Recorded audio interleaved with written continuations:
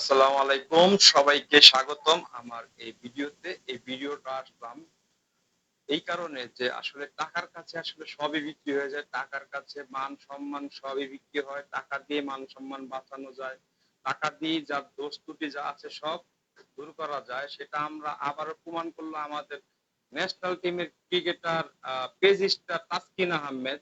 তো গতকালকে আমরা দেখলাম সারাদিন নিউজে যে তাসকিন আহমেদ তার বন্ধুদের মেরেছেন মদ পান করে, নেশাগ্রস্ত হয়ে, এবং নারী কেলেঙ্কারির বিষয়গুলো ছিল, এবং সেই কারণে বন্ধুদের মেরেছেন, এবং বন্ধুরা ভিকটিমরা তাদের আঘাতের চিহ্ন তাদের শরীরে কিন্তু স্পষ্ট দেখা যাচ্ছিল, এবং তারা সেটা রিপোর্ট করাতে তার নামে মামলা করে, মিরপুর থানায় মামলা করে, এবং সেটা কিন্তু ভাইরাল হয়ে যায় বিষয়টা। এবং ভিকটিমের যে ফুফু বা খালা সে ফোন করে তাসকিনের বাবার কাছে, এবং সে কিন্তু তখন তার সরল স্বীকারোক্তি দিয়েছিলেন যে কি করব মা, আমার তাসকিন সহ তোমরা তো জানোই, বা ও পোলাটা এরকম হলো কেন, ও কিভাবে কি করব, এই ধরনের কথোপকথন কিন্তু আমরা ফোন ফোন করলে কিন্তু ভাইরাল হয়েছে, সেটা আমরা দেখেছি।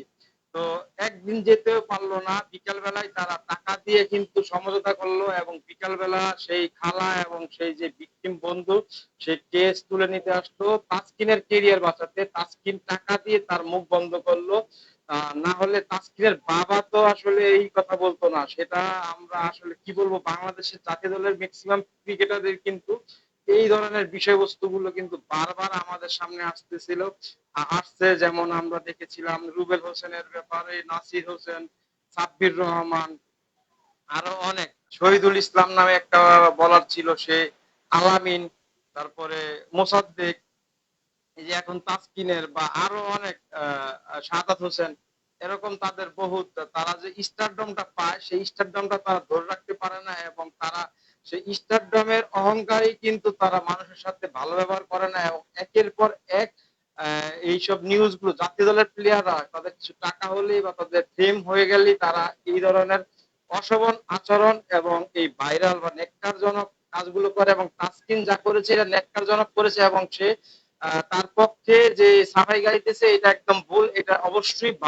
সাংবাদিকদের এবং ক্রাইম রিপোর্টারদের অবশ্যই, বা পুলিশেরও কিন্তু তদন্ত করে বের করতে হবে আসল ঘটনাটা কি। আসলে 2 নম্বরে কি তাদেরকে মেরেছিল নাকি মারা হয়নি, আর যদি নাই মেরে থাকে কেন তারা তাকে রিপোর্ট করলো, তাদেরও শাস্তির আওতায় আনতে হবে যদি ভুল সংবাদ হয়। আর যদি তাসকিন করে থাকে অবশ্যই তাসকিনের কেরিয়ার বাঁচানোর জন্য একবার আপনার রিপোর্ট করবে বা থানা চিঠি করবে, আবার তাসকিন থেকে টাকা খেয়ে বা চাপের মুখে পড়ে জিডি উঠিয়ে নিবে, বা মার যে খেয়েছে সেটা ভিক্টিমের চেহারা স্পষ্ট দেখা যায়, ভিক্টিমের চেহারা স্পষ্ট দেখা যায়।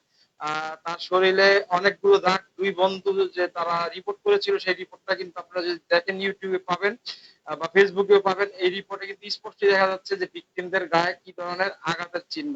তো তাসকিন আহমেদ তিনি আসলে জাতীয় দলের ক্রিকেটার, এবং ক্রিকেটার হওয়ার কারণে তার সেই অহংকারের জায়গা থেকে তিনি বন্ধুদের সাথে বন্ধুদের গায়ে হাত তুলতে পেরেছেন, এবং সে মদ পান করে এবং নারী বিষয়ে যে ঘটনাটা বলছেন আমার মনে হচ্ছে সেটাই সত্যি, সেটাই বাস্তব, এবং সেই ঘটনাটা একদিন না যেতেই কিন্তু টাকার বিনিময়ে কিন্তু ঘুরিয়ে ফেললো।